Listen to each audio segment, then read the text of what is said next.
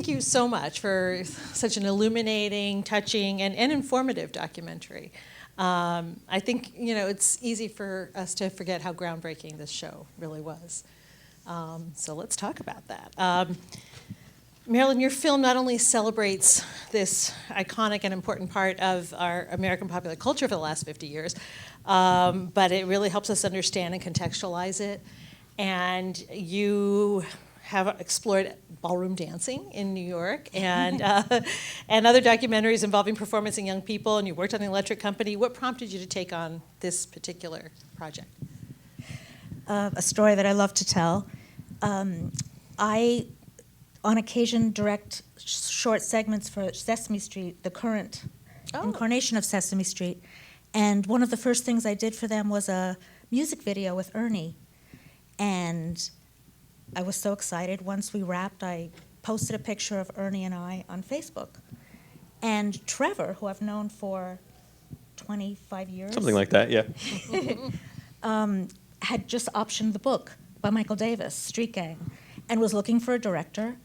And he happened to be on Facebook, and there I was with Ernie, and it clicked, and lucky for me, and that was how it happened. Yeah, Facebook is good for something. Yeah. It's good for finding directors, so I highly recommend it if you're looking for directors to find. Yeah, we have to scrounge around to find what it is good for these days. So how closely did you, Hugh, or how much did you rely on Michael's book then? All of you, I guess, Trevor and Marilyn and Ellen. I'll just say that Michael's book certainly was the foundation, and it told us so many things that we didn't know. Sesame Street is one of these things that you think you know so much about, but yet there was so much about the origins of it that none of us knew. And once the interview process started and we started talking to the people that were part of the original show, it just took a life of its own, the film version of it. And people were saying things like, oh, you must speak to this person or that person, and then a new story would open up and a new avenue, and it really became its own wealth of storytelling that was amazing and seemingly bottomless. Yeah, we like to say, and Michael's book for us was really such a revelation. It is the complete history of Sesame Street for the first 40 years. The show is about to start its 52nd season, so that's really kind of crazy when you think about it, right? But when Trevor had read the book, he passed it on to me, and he said, I want to see what you think. And I was so surprised. We all grew up watching Sesame Street, and I was so surprised about what I didn't know. I was surprised by its roots, its intentionality, what it was doing from a social, a social political aspect of how to address inequity in our society. And I'm like, if I didn't know that, I figured a lot of people didn't know that as well. And we thought that was a really inspiring place to frame our documentary from. Really this origin story and how important it was to tell. I'm like a Muppet super fan. I grew up with the show, and I have these really great memories of watching the show with my parents in our basement in Long Island, and we were laughing together. So, when I picked up Street Gang, I was very sure that absolutely nothing new was going to really come to light. But I was really blown away by just how much I didn't know. I didn't really know who Joan Gans Cooney was. I'd never heard of John Stone ever before. Mm-hmm. And obviously I knew a lot about Jim Henson because he's Jim Henson, but that's one of the things I think is so funny. So many times when we would talk about the documentary or bring it up that we were doing this project, people say, oh yeah, the Jim Henson show. And no one knew that it was not just an idea that he helped to create, but that there were so many people that were behind this, just impressive gang of creative rebels that made this amazing thing that changed everything. Well, like you said, I didn't know who John Stone was either. I had heard of Joan Gans Cooney. I certainly knew who Jim Henson was. But I wondered if that was part of, your intent was to kind of reestablish the importance, his place in the whole pantheon. We had many discussions. At first, how do you tackle a story as vast as Sesame Street? It has been part of the culture for over 50 years. it is, there's such a vast array of people behind it, and we decided to structure the film around three main characters: Joan Gans Cooney, Jim Henson, and John Stone. And John Stone even became the emotional core of the film, because he is the unsung hero, and so much of it came from him. I mean, even the concept of this brownstone in a city street, I mean, that had never been done before, anything like that. And so that started to take form for us. And also, we decided to limit the time frame to roughly the first 20 years of the show, and basically to sort of end it with the death of Jim Henson. That seemed a milestone that could comfortably end this film, and just leave it at the origin story about these activists, about these revolutionaries, really. I think we talked about that the most. It was like, when were we going to end the film? Because it's not something that has a definitive ending, because It's you know, still going. it's still going. Yeah. So, and it's still doing so many different things. And if you saw our 2.5-hour rough cut, you would understand how hard that was. It was closer to 3, I think, originally. I was going to ask you about that, because I was figuring that there were probably things left on the cutting room floor that were just Nothing. really hard to give So up. many things. Nothing at all. It was, we put in everything we wanted to, and there's nothing on the DVD that's left. But Okay, so imagine that we're about to have the director's cut. What can you share with everybody here that you kind of wish you'd been able to get in there? Well, the stories of the puppeteers. yeah, There's two in particular, Jerry Nelson, Jerry Nelson and Richard Hunt. Richard Hunt, Who Jerry, Richard. were so, we had stories about them, fully fleshed out stories about who they were and what they brought to the show. And, you know, in every documentary film, so much has to go. Things that you are certain that will make it to the end because they're so precious and so amazing. And We're the only ones that have dealt with that, though. Nobody else has this issue. so many stories. Yeah, and I think for me, you know, we touch a little bit on it in the film, but we introduce you to Evelyn Davis, right, who was we're the head of the community outreach and community organizing. And so when we look at it from today's lens, right, about this show that wanted to reach children of color and ensure that what they were creating was actually reaching the audience and was being impactful, they made sure to bring on Evelyn Davis, who was also the founder of 100 Black Women in New York City, and she created this network of outreach workers that went in, and I mean, her story alone is fascinating and so interesting, and shows what they were doing in 1968 was what we should all be doing now and what we talk about now. But it was revolutionary at the time, and it was like such a critical core component of how they put that show together. And just knowing and being able to tell more about it is something that, you know, was another direction that we were wanting to make sure that we gave enough weight to. But how do you pull that into the story overall? Yeah, I wondered about that. I mean, we talk about diversity now, of course, much more, and back then the word probably wasn't even being used. But so they were way ahead of their time in that respect. But I wondered how you balanced sort of, there's the nostalgic factor, like we're all, you know, singing Put Down the Ducky, and, you know, there's those moments. And then there's, you know, how it was all put together. And then there's just the moments like knowing, you know, what went on in Mississippi and, you know, the really important societal moments. How did you balanced it so well? How do you do that? I would imagine that would not be an easy balancing act. Really, I think that for us, the guiding principles were to stick to the story of these characters, these three main characters mostly, but from there to tell the pertinent things that were unknown. And of course, the clips from the show are delicious and they're fantastic to watch. And they are accessible to, you can go on YouTube and see a lot of classic Sesame clips, but we wanted to really use the ones that were helping us tell the story of this little band of rebels. It was always about that. It was always about this little group who, they were activists, they were artists, they were so badass in that time. They were so daring. You know, I always think that, you know, if you put one amazing thing, if you were the pioneer of one element, you'll have a good show or you'll have a movie, you'll have something that sort of continues and people talk about it.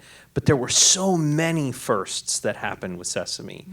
It was almost like an embarrassing amount of things that came together. The first interracial cast all living in the same street, in the same building. The first time that they had done community outreach, the first time that you paired, really biting, improv comedy for kids. It's just, there were so many of these things that again and again and again, they were the first time to put education and entertainment together. I mean, it was all of it, it was all of it together. Joan has this great quote, which I'm absolutely butchering, but, she said, every one of us was great individually, but together we were a genius. And I think that's such a great way to say it, because you had all these amazing minds and each one would have been one thing, but then to have it all together, that's the part that created this absolute magic. They were coming together for a purpose that was larger than themselves. Yeah. How often in our world do people do that? How often right? in the entertainment industry? Yeah. And right? Yeah. And when you look at, and I think one of the other struggles we had with this film is the gang is large. That's why we included in the credits is Put Down the Ducky, and you get to see how many people it actually took to put this show on. And we had to make very choiceful decisions around who from the gang we were going to highlight to tell the story of that particular role. But they were all of a common purpose, and that was that they wanted to do something valuable and important for children in our society. And that's so inspiring, and it's a goal that not everyone subscribes to today. Well, how about the U.S. government giving them $8 million because they saw in front of them an idea that was going to change the equation? Yeah. And something that's the equivalent of $57 million today. Wow. I mean, imagine the U.S. government giving this group of creatives that kind of faith and that kind of backing. I don't think if they had $57 million today, even now, I don't think you could produce 130 episodes a season. It's like an insane amount of television. Yeah. It's so much. All original music, Yeah, all it's original nuts. writing. Do you think, I was thinking about sort of the purpose that was bigger than themselves and sort of the idealism involved. Do you think it was of its particular time? Because this is 60s, it was the late 60s. There had been so much, people were protesting and doing things. Do you think that really influenced it as well? Oh, for sure. Yeah, it gave birth to it. Yeah. And I was thinking this past summer, we were all isolated and all these things are happening, but I was looking at the, Black Lives Matter, Me Too. It's almost like our society is in a similar cycle now, and it made me feel so proud that we made this film, because it seems the time for it somehow. Yeah. We're in another moment of reevaluating who we are, questioning what we stand for. And we need inspiration. Yeah. Yeah. We are there's a dearth of inspiration these days, and positive stories about how we can make a difference, and I think we need to hear these stories. There's a lot of negative out there, but we need to understand that people can come together from a lot of diverse backgrounds and make something that is really good. And that's an important story to tell. It doesn't talk down to Yeah. kids, it respects kids, it doesn't pander. And I think, through a lot of our interviews and learning about these amazing people, they didn't always get along.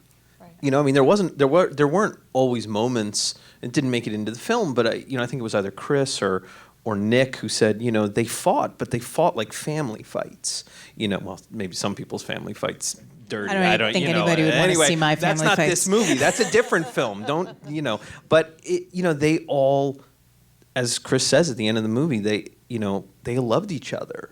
Yeah. And so there were things that people felt were important that they wanted to have go a specific way. But in the end, they all knew why they were there, and it was something that was, so important. And when you have a thing that is so important, somewhere in the back of your mind, that it's the making of it, the coming together of all these people, of all these minds. That's the part that's the most important thing, beyond all the sort of petty, small creative differences or whatever. But this was a group of people that really got it. The goal is bigger than everything else. I really am moved by and I always loved this part of the film that talks about how they, at the cost of their own children and their own families, they stayed working till 4 a.m. Jim Henson didn't go home for 4 days in a row, this kind of thing, because they threw themselves 100% at this experiment.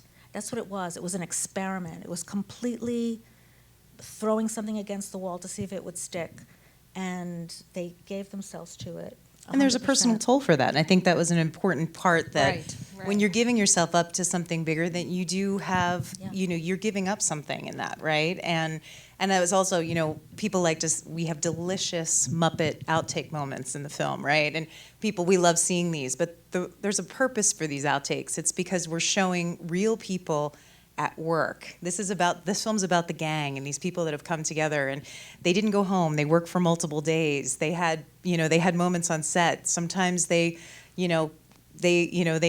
made mistakes, and we wanted to show that because, again, it's going back to this humanity of this group of people that created this extraordinary thing and continue to create this extraordinary thing. And when you talk about the humanity, I was thinking, and also the experimental aspect, the idea of when Will Lee died, Mr. Hooper died, and they just thought, let's use this as like a teachable moment. Let's actually do something with this. That seems like something, obviously, that talking about death might not have been planned, but they took that opportunity and seized on it and did something really beautiful with it. One thing that's extraordinary is that although Sesame Street was on public television and not network television, the networks did recognize what Sesame Street was bringing into the culture and the value of it. And that Goodbye Mr. Hooper episode aired on Thanksgiving, and that decision was made because the producers understood that families would be together, and it was a great moment to have this big lesson and this very important episode. And that episode was promoted on network television. So the networks that weren't even airing Sesame Street promote it.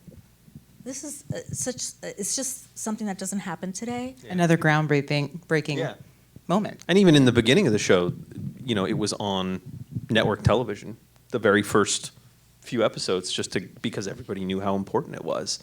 And it's something that we probably won't ever see again like that, in that way. I also appreciate the film doesn't shy away from, the sight of earnest white people worrying about these education gaps and also not think, the fact that they had some structural racism going on themselves in the writer's room, and you show that. Did that come up when you spoke with anyone? Were those discussions ever had, or? There are a few things in the film that I think perhaps the people that were interviewed and perhaps the people at the Sesame Workshop today wouldn't have chosen to talk about. But I think overall, in the context of it was really experimental. So there was a learning curve. And if we're going to make a film that goes a little bit under the surface, let's talk about that a little bit. Mm-hmm. And we didn't want to make a film that was a love poem. It is a love poem, but we wanted to also show the Warts and all. Exactly. Yeah. And I think, again, a testament to the show and why it endures is that they never shy away from these difficult conversations. Right. Right? I mean, did they always get it right? No. Were there mistakes? Yes. There was a whole section we considered just showing the letters that came into the show. We kind of touched on that a little bit in the Roosevelt Franklin piece, but there's so many, and Sonia talks about these, having meetings with activist groups. There's so much input that people gave, because we all, and I think that's also the beauty of it, we all have a shared ownership in this show. It is woven into the fabric of our lives, and the people who make that show, they feel that, and they respond to it, and they don't shy away from it. And just like all of us, you make mistakes, but they continue to look for ways to to learn from it and to have us learn from it, which I think is, what we've taken away. And also, I think True we just education. we all made a very conscious decision to have the story told from the voices of those people. So we found this amazing treasure trove of footage in all of our 16 millimeter footage that we found, which was almost 11 hours of footage. That was shot by Victor DiNapoli, who was an art director at the time in the early 80s. And like John says, they were trying to make a documentary about behind the scenes at Sesame Street. And it never happened, which is good for us, I think, that it never happened. But, but they, everybody was speaking in the film in the voice of that time. So, like you said early on, we use terminology differently. And I think that our film reflects what their core beliefs were and what they were trying to do. Did the writer's room, were they doing it exactly in the right way? Maybe yes, maybe no, but I think that just having the intentionality of what their goals were, I think that does come through in our film. Absolutely. I wanted to ask you about the footage, how you were able to access that never-before-seen footage. We went to hotfootage.com and we just downloaded. I just put a search engine in and it just came up. It was super easy. Or the real story. No, we were really fortunate to have a great relationship with Sesame Workshop and the Henson Company to get access to their archival, and which you see in the film. And the Victor DiNapoli footage, is just a treasure trove of this incredible behind the scenes. And as we've said, it's so wonderful because he was part of the gang. So in interviewing these folks, they are just themselves and really open and lovely and, willing to tell him anything. And then we also had an amazing archival producer, Rich Remsburg, who found just gold. Some of the segments that you see, the Mississippi segment, there's a piece, Seeds of Sesame, it was from the Canadian Broadcasting. Yeah, CBC, Yeah, CBC. That hasn't literally been seen in 50 years that we were able to incorporate into the film. And it was actually really fun for us to show, like the workshop, some of this footage that they hadn't seen or hadn't seen in a very long time. But Rich did an amazing job of uncovering that footage that really helped to inform the narrative of what we were trying to show. One of my favorite things is the piece where John Stone talks about watching TV and he sees a public service announcement, send your kid to the ghetto. And he watched that and he said, this is what the show's gonna look like. It's gonna look like this commercial. And we looked for that PSA almost a year. It took us a year, and by the time we found it, from the time that Marilyn said, I want this piece of footage, and Rich said, all right, I'll see what I can do. And then we actually finally got everything signed, was 3 years. Wow. For that little tiny snippet that you see in the movie of Send Your Kid to the Ghetto. It was documentary not film, an easy. not for the impatient. That's right. Yes. If you So like how to long wait, did you- then documentary filmmaking is for you, friends. Right. So how long did you work on it then? If that was 3 years, was it 4 Since or 5? 1865. We've been working on this film since That's been our 1865. joke. Since it was an idea Yeah. in their head. Well, there was a little pandemic in the middle of Yeah. all this. Fortunately, we had gotten done our shooting, our principal shooting. bulk of it. By December of 2019, we closed down the main production office, and we were about to go into post-production in the first quarter of 2020, and we all know how that went. But so it was, I think, all Pretty in much about 6 years. Yeah, Wow. from start to finish. Yeah. That's amazing. Yeah. So I have to ask you, you kind of alluded to it earlier, did you grow up watching Sesame Street? I did. Yeah. Yes. Yeah. I mean, we watched, Grover and I have the same birthday. It's October 14th. Which is on it's coming up. Thursday, by the way. So anyway, Send presents. but no, I mean, I would watch the show probably longer than most people. I just was so enamored by this amazing place. It was such a. I think some of it really sort of shaped who I am as a storyteller and as a filmmaker, because it was this world that was built. It was this very specific place, and it had its own rules and it had its own characters, and they were all really funny and awesome, and it was a place you wanted to be. I mean, you wanted to live on Sesame Street, and yeah, I mean, I was always watching that show, but you never watched it. Yeah, I'm the anomaly here. I, of Made course, for a good film team. I, of course, was aware of Sesame Street, but I didn't watch it so much as a child. And for me, Do you hate the Muppets, Marilyn? the Muppets are part Confess of it my blood. For me, it was so unbelievable to just delve in and find out. Really, the activism part of it and all of that really tied me to it. But I don't know. I think for me, this is a film about Sesame Street, of course, but it's something else. For me, it's a film about this group of adults that set out to change the world, and that's what I love about it. That's what it means to me. And when I made Mad Hot Ballroom, it was a movie about dancing, but it was something like what Street Gang is about. It was about a group of people that are pursuing something, and I don't know, it's helpful to have another perspective that runs parallel to the surface of the story for me. And so to me, this is a story of a bunch of rebels, you know, who set out to try something. And it was spectacularly successful, but it could Could have have failed. been anything. Yeah. Yeah. Or maybe people wouldn't have found Responded. it. Yeah. Yeah. It's interesting too, it seems so clear now when you think, okay, you're trying to reach black and brown kids, urban kids, educate them, so make the street look like something that they would feel familiar with. But so many other shows would be like, oh, let's do, Romper Room, or let's do something, like you wouldn't have thought. It's both obvious and brilliant at the same time. Yeah.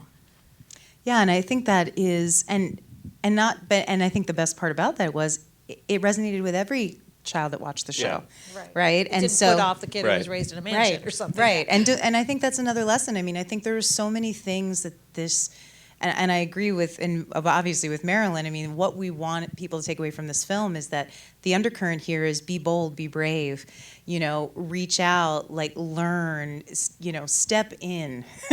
And because it's so incredibly important, you can make an impact as an individual.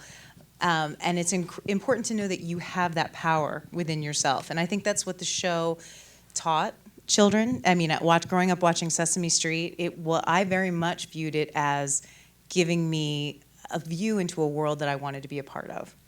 And that's what it continues to do, and that's why it continues to resonate, with families and with children and with audiences. And it's about stepping out, introducing yourself, finding new things in this world, introducing yourself to the world, and learning. Yeah. And it's what it continues to do, and it's critically important. Because I find it interesting that even when, always there's an amazing, wonderful reaction that happens when, oh, what project are you working on right now? Well, I'm doing a Sesame Street documentary. And they're like, let me tell you about Sesame Street in my life, which is everybody this has happened to.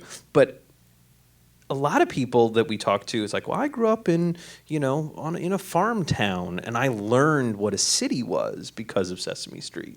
And it is that reaching out. It is that understanding that there is more out there. And, you can't go to Never Never Land, but you can go to, Harlem if you, to see what it's like. You can go to the city. You can understand what these different people have, Because difference doesn't need to be a barrier, it can be our connector. Right. I love that. I love the embracing of differences, whether it's a grouch or whether it's just someone who loves cookies or whether it's a person or, when you're learning to count too. I mean, it was there were these things that are just sort of fun, and then there's things that really are meaningful. And the way they blend, they're all meaningful, but in different ways like that. Yeah.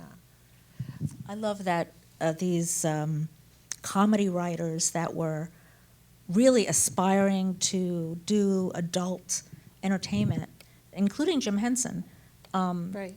saw something here that was going to be challenging and an unexpected launching pad for something great.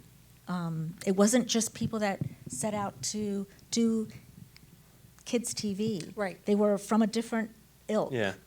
And that's what I love about that, about this group. Bob McGrath said that one of his favorite quotes from Frank Oz is, we don't perform, for kids, we just perform for short people. That was always how he did it. I mean, remember, this is like the original title of The Muppet Show was Sex and Violence in the Muppets. I mean, that's where Jim's head was so much of the time. It was in this really... And you see that from the early commercials. Oh, yeah. I mean, people getting blown up, electrocuted, sawed in half. I mean, but that was hilarious. I mean, everybody in the audience is laughing at those moments because they're consistently funny forever. And that's the kind of humor that was injected into Sesame Street all the time. There is a line that somebody has said, and it's not me, that Saturday Night Live was essentially, born to a certain degree of Sesame Street. That it was, we understand modern comedy through Sesame Street because these two amazing people were improvising right in front of us all the time. One of the things that has blown me away while researching this film and while studying it and working on it is the fact that this very important, socially relevant activism, this very sophisticated comedy and satire, all of these things came to us through the lens of a show for 4-year-olds. Yeah. I mean, that's kind of mind-blowing. Yeah. Get them while they're young. That's the undercurrent. Get them while they're young. Teach them everything awesome when they're 4. And that's It'll why, make a better world, And that's why from the beginning, the biggest movie stars, television stars, sports Yes. stars, politicians were clamoring, knocking on the door. I want to be on Sesame Street, a show for preschoolers. That's kind of And Jesse great. Jackson says it in the film, it's beautiful children will grow up and make the whole world beautiful. Well, isn't that the inspiration that we all should be living by? Yeah. Absolutely. All right, on that note, I think that's the perfect note to end on, and thank you so much for this. Thank you. Thank Of course. you Thank so you. much. Thanks, everybody. Thank you all for being here.